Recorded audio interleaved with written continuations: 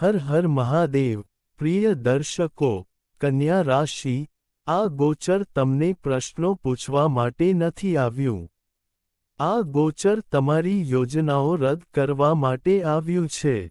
આ સમજો, તમે બુદ્ધિના પ્રતીક છો, તમે ગણતરીના પ્રતીક છો, તમે વિગતવાર, તર્ક અને પૂર્ણતામાં જીવો છો। પણ તમારી સમસ્યા શું છે? તમારી સમસ્યા એ છે કે તમે વધુ પડતું વિશ્લેષણ કરો છો। તમે ઘનશ્યોમાં વિલંબ કરો છો। તમને લાગે છે કે બધું સારું થઈ જશે। પછી તમે આ ભ્રમને પકડી રાખો છો, અને બ્રહ્માંડ આને સૌથી વધુ નાપસંદ કરે છે। તેથી જ મંગળ 16 જાન્યુઆરી, 2026ના રોજ સવારે 4:27 વાગ્યે મકર રાશિમાં પ્રવેશ કરી રહ્યો છે, જ્યાં મંગળ ઉચ્ચ છે। કન્યા રાશિ માટે આ ગોચર ખૂબ જ મહત્વપૂર્ણ છે કારણ કે મંગળ તમારો ત્રીજો સ્વામી અને આઠમો સ્વામી છે। અને જ્યારે મંગળ, ત્રીજો સ્વામી અને આઠમો સ્વામી હોવાથી, મકર રાશિના 5મા ભાવમાં બેસે છે, ત્યારે તેનો અર્થ એ છે કે બુદ્ધિ, નિર્ણય લેવાની ક્ષમતા, બાળકો, શિક્ષણ, જોખમ લેવાનું, પ્રેમ, સર્જનાત્મકતા, આ બધું કર્મના અગ્નિમાં ફેંકાઈ જશે। એટલા માટે શાસ્ત્રોમાં કહેવામાં આવ્યું છે કે જ્યારે ઉચ્ચ મંગળ 5મા ભાવમાં બેસે છે, ત્યારે તે વ્યક્તિની બુદ્ધિ, નિર્ણય લેવાની ક્ષમતા અને વિવેકની કઠોર કસોટી કરે છે। કન્યા રાશિના લોકો, આ કસોટીને ધ્યાનમાં રાખો। આ પરીક્ષા નિષ્ફળ જવાથી સુરક્ષિત નથી। આ પરીક્ષા નિષ્ફળ જવાથી સુરક્ષિત નથી। મંગળ 16 જાન્યુઆરી 2026ના રોજ સવારે 4:27 વાગ્યે ઉચ્ચ થશે।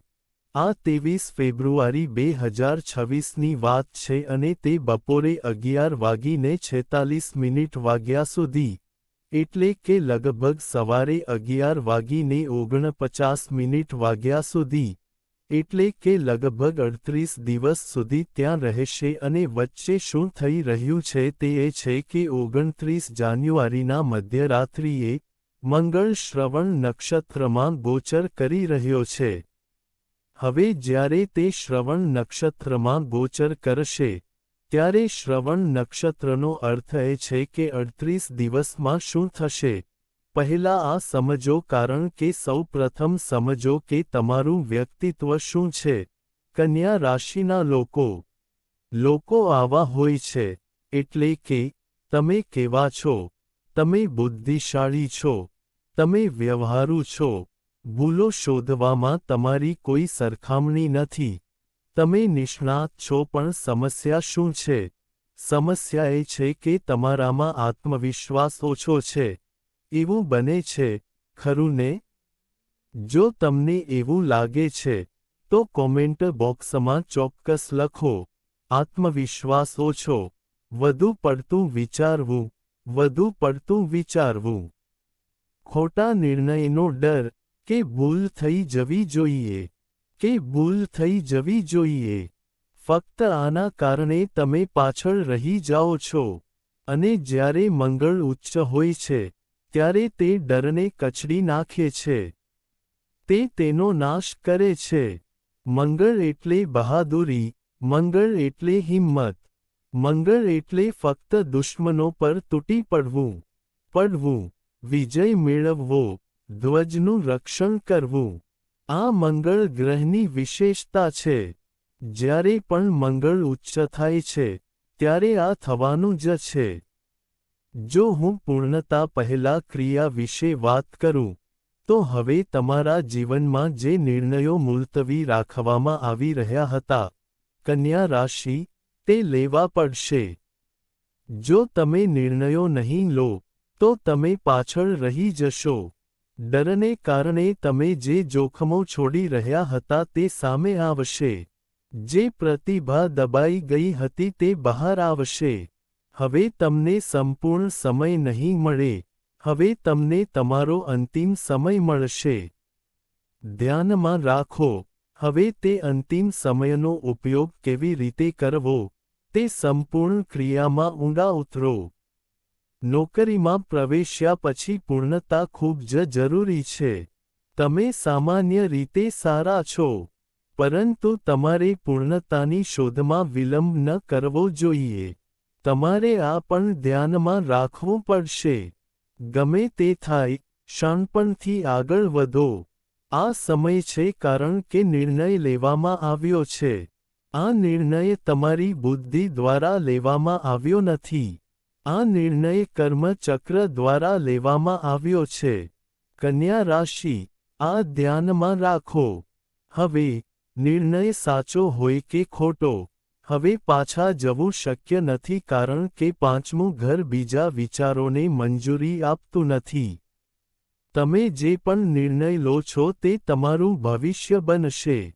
તેથી, ભલે તે શિક્ષણમાં હોય કે કારકિર્દીમાં, તમારે નિર્ણય શક્તિની જરૂર છે. જો તમે છેલ્લા 18 મહિનામાં અભ્યાસમાં મૂંઝવણ રહી છે, કારકિર્દીમાં દિશા સ્પષ્ટ નથી, સર્જનાત્મકતા દબાઈ ગઈ છે, આત્મશંકા વધી છે, આ ગોચર કહે છે. કન્યા રાશિ, હવે વિચારશો નહીં. હવે આ ક્ષેત્રોમાં સફળતા શક્ય છે: પરીક્ષા, સ્પર્ધાત્મક ક્ષેત્ર, શિક્ષણ વિશ્લેષણ, નાણાકીય સલાહ. પછી ભલે તે તમારા માટે પૈસા હોય કે તમે જોખમ લેવા તૈયાર છો, સારું રોકાણ. જો આપણે આ બધા વિશે વાત કરીએ, તો આ જોખમનું ઘર છે. જ્યારે મંગળ પાંચમા ઘરમાં ઉચ્ચ હોય છે, ત્યારે મંગળ કહે છે કે તમારે ગણતરીપૂર્વકનું જોખમ પુરસ્કાર અને ભાવનાત્મક જોખમ, જોખમ વિનાશ લેવો જોઈએ.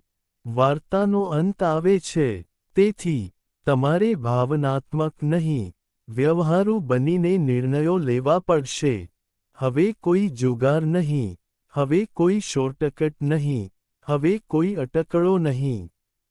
આ બધાથી અંતર જરૂરી છે, પરંતુ આ બધાથી અંતર જરૂરી છે, પરંતુ તમે પ્રેમ, બાળકો અને ભાવનાત્મક ઘનશ્યોથી પોતાને કેવી રીતે દૂર રાખી શકો છો? આ ગોચર પણ પ્રેમ છે અને આ ગોચર સ્પષ્ટતા નથી. તે નિર્ણય આપે છે, તે નિર્ણય આપે છે, સ્પષ્ટતા નહીં. અને સ્પષ્ટતા મેળવવા માટે, તમારે પ્રયત્નો કરવા પડશે. અને ત્યારે જ, સ્પષ્ટતા લાવ્યા પછી, તમે ઘનશ્યમાં જશો. જે સંબંધ ફક્ત વિશ્લેષણ હતો, તેનો અંત આવશે. તે થશે. આનો અર્થ એ છે કે તમે કોઈ નિર્ણય પર નિષ્કર્ષ પર પહોંચશો. જે સંબંધ કસોટી પર ઊભો હતો તે પ્રતિબદ્ધતામાં ફેરવાઈ જશે. પછી ભલે તે પ્રેમ હોય કે કબૂલાત હોય કે બ્રેકઅપ હોય કે બાળકો સંબંધિત નિર્ણયો, ત્રણેયમાં એક વાત ચોક્કસ છે. ત્રણેયમાં એક વાત ચોક્કસ થશે. હવે જો આપણે સ્વાસ્થ્ય અને માનસિક ભારણની ચર્ચા કરીએ, તો આ ગોચરની અસર પડશે. તે તમારા સ્વાસ્થ્ય, પાચન, ચિંતા, વધુ પડતું વિચારવાની વિકૃતિઓ પર પડી શકે છે. જો તમે તમારા મનને કાબૂમાં નહીં રાખો અને દિનચર્યા ન બનાવો, તો તમારું શરીર હાર માની લેશે. અને પણ 29 જાન્યુઆરી પણ એક મોટો દિવસ છે. પરિવર્તન આવી રહ્યું છે ને? આ વાતની ચર્ચા 38 દિવસથી ચાલી રહી હતી. પણ 29 જાન્યુઆરીએ શું થઈ રહ્યું છે? મંગળ શ્રવણ નક્ષત્રમાં પ્રવેશ કરી રહ્યો છે. શ્રવણ નક્ષત્ર એ ચંદ્રનું નક્ષત્ર છે. અને અહીં, મંગળ કહે છે, હવે સાંભળો, છોકરી, તમારા ડરને નહીં, પણ તમારા અનુભવોને. હવે, સાંભળો, તમારા ડરને નહીં, પણ તમારા અનુભવોને. હવે, તમારે તમારા માર્ગદર્શકનું સાંભળવું પડશે. મંગળ શ્રવણ નક્ષત્રમાં પ્રવેશતાની સાથે જ, તમારે પ્રતિસાદ સ્વીકારવો પડશે. તમારે તમારા તર્કને મર્યાદિત કરવો પડશે. જેઓ સાંભળશે તેઓ આગળ વધશે, અને જેઓ નહીં સાંભળશે તેઓ ફસાયેલા રહેશે. એટલા માટે શાસ્ત્રોએ શ્રવણ નક્ષત્ર વિશે કહ્યું છે, શ્રવણ વિવેક વર્ધતે, એટલે કે શ્રવણ. આનાથી વિવેક વધે છે. હવે તમે સમજો છો કે સૌથી ખતરનાક મુદ્દો શું છે? સૌથી ખતરનાક મુદ્દો એ છે કે કન્યા રાશિના લોકો, જો તમે વધુ પડતું વિશ્લેષણ કરવાનું ચાલુ રાખશો, જોખમોથી ભાગશો અને નિર્ણયો મુલતવી રાખશો, તો મંગળ તક છીનવી લેશે, તમારો આત્મવિશ્વાસ તોડી નાખશે અને તમને પસ્તાવો સાથે છોડી દેશે. આ ગોચર વિચારવા માટે નથી, હે કન્યા, તે કંઈક કરવા માટે છે. તમને મારી શુભેચ્છાઓ, નિર્ણય લેવાની ક્ષમતા રાખો. હવે હું અંતિમ નિષ્કર્ષ કહું તે પહેલાં, હું તમને એક વાત કહીશ. જો તમે મારી કુંડળીનું વિશ્લેષણ કરાવવા માંગતા હો, પછી ભલે તમે સ્ત્રી હો, પુરુષ હો, શું તમે કોઈપણ દેશથી જોઈ રહ્યા છો કે? જો તમે વિદેશથી જોઈ રહ્યા છો, તો નંબર નીચે છે. વોટ્સએપ કરો અથવા તે નંબર પર કોલ કરો. મારી ટીમ સાથે વાત કરો અને એપોઇન્ટમેન્ટ લો. હું તમારી કુંડળીનું વિશ્લેષણ જાતે કરીશ. હું તમને એક વધુ ફરજ યાદ અપાવી દઉં છું. તમારે આ ચેનલને સબસ્ક્રાઇબ કરવી જ પડશે. વિડિયોને લાઇક કરો અને ટિપ્પણી વિભાગમાં હર હર હર મહાદેવ લખો. ઠીક છે, સાહેબ. હવે ચાલો અંતિમ નિર્ણય પર આવીએ. અંતિમ નિર્ણય શું હશે? આ ગોચર તમને તીક્ષ્ણ નિર્ણય લેનાર બનાવી શકે છે અથવા તે તમને વિશ્લેષણ લખવામાં ફસાવી શકે છે. આ તમારી કુંડળીમાં પહેલેથી જ લખાયેલું છે. તમારી જન્મ કુંડળી પણ તમારી નિર્ણય લેવાની ક્ષમતાની કસોટી છે. બ્રહ્માંડ, અંતિમ શબ્દો બોલાઈ ગયા છે. નિર્ણય લેવામાં આવ્યો છે. પાછળ હટવાનો કોઈ રસ્તો નથી. આપણે આગળ વધવું જ જોઈએ. હવે ફક્ત એક જ જવાબની જરૂર છે, કાર્યવાહી અથવા પીછેહટ.